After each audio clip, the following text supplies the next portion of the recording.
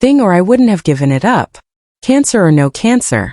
But For decades rumors swirled around John Wayne's personal life. His secretary knew the truth.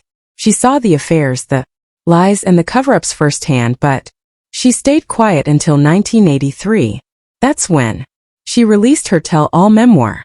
Inside were confessions that shattered Wayne's clean image, stories about his racist comments, his cowardly war record, and his abusive final years.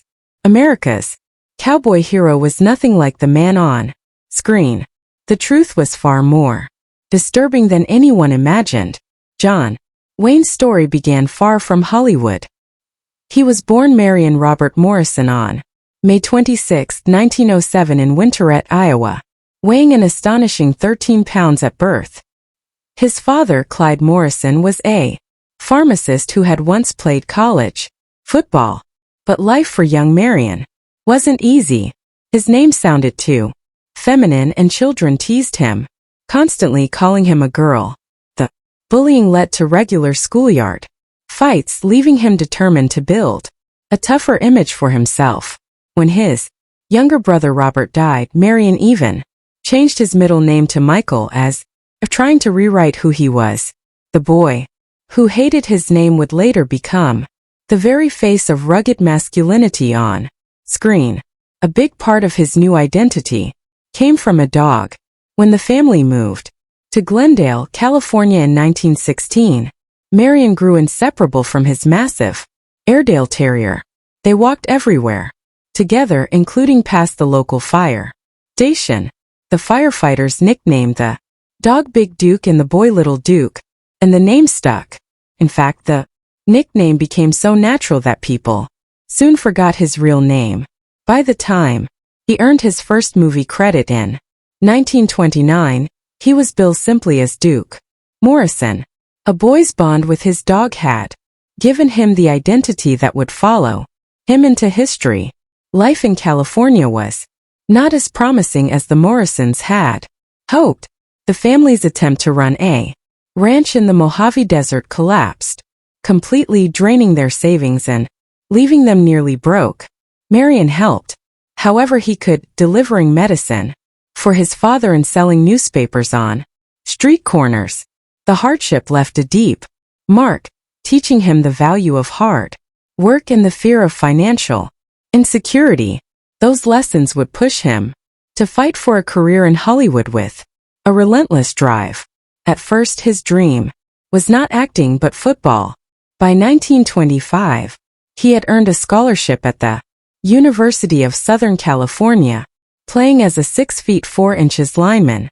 But one afternoon at the beach while body surfing, a wave slammed him hard into the sand and dislocated his shoulder. He tried to keep playing, but the injury ruined his game and eventually he lost his scholarship. Without it, he couldn't afford school. Forced to leave, he returned to a summer job at Fox Films' prop department, a decision that would accidentally set him on the path to stardom. One unlikely connection soon changed everything. Tom Mix, already the most famous cowboy actor in Hollywood, wanted tickets to USC football games. Marion could get them, and in return, Mix used his influence to secure him a job as a prop boy and occasional extra. It was a simple trade, but it placed him inside a studio that would shape his future. That small favor connected two generations of cowboy heroes, with Mix unknowingly helping his eventual successor. But Hollywood didn't welcome him with open arms. In 1930, he landed the lead in a major film called The Big Trail. The studio believed he was the perfect pioneer type, but executives thought his name, Marion Morrison, sounded wrong for a hero. Without asking him, they renamed him John Wayne, after rejecting Anthony Wayne, which they claimed sounded too Italian. He disliked the name at first, calling it plain and uninspired, but he had no choice.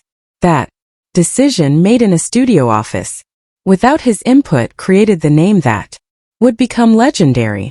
The film itself was a disaster, shot in a new widescreen format that almost no theaters could show it lost millions and flopped badly. Wayne was dropped by the studio and branded as box office poison. For nearly a decade he was stuck in cheap westerns known as Poverty Row films. He made over 70 of them between 1930 and 1939, often for as little as $75 a week. He sometimes slept at the studio to save money and ate whatever scraps he could find. In some movies like the ones where he played Singing Sandy, his singing voice was even dubbed because he couldn't carry a tune.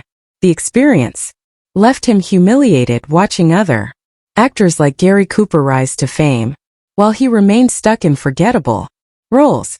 When John Ford decided to cast John Wayne in Stagecoach back in 1939, most of Hollywood thought he had lost his mind.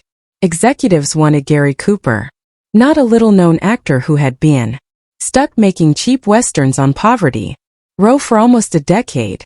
Even Wayne himself wasn't sure he deserved the role. When Ford asked who should play the lead, Wayne suggested Lloyd Nolan.